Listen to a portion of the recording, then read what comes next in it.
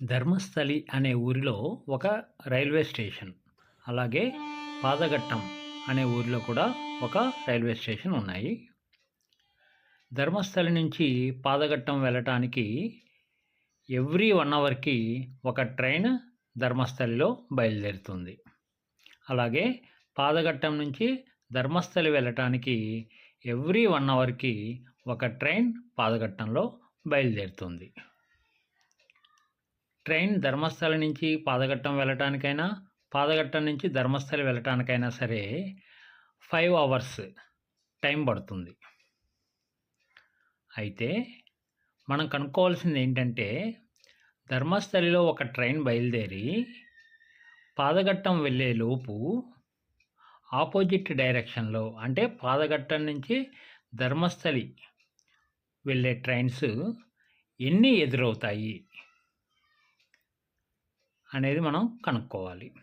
Video pause చేసి solution ఆలోచించండి.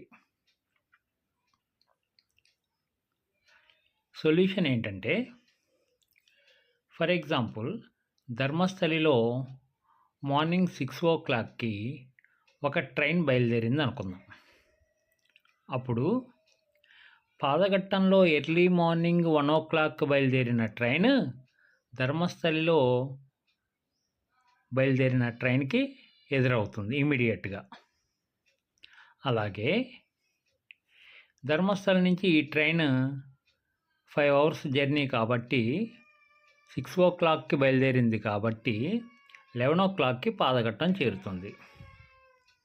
So పాదగట్టంలో 11:00కి బయలుదేరుతున్న train కూడా ఈ ట్రైన్కి ఎదురవుతుంది.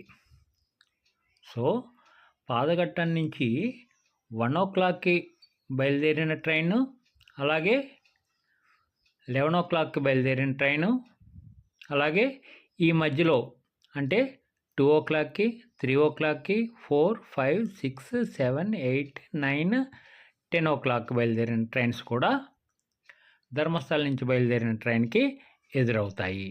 అంటే మొత్తం 11 ట్రైన్స్ ఎదురవుతాయి.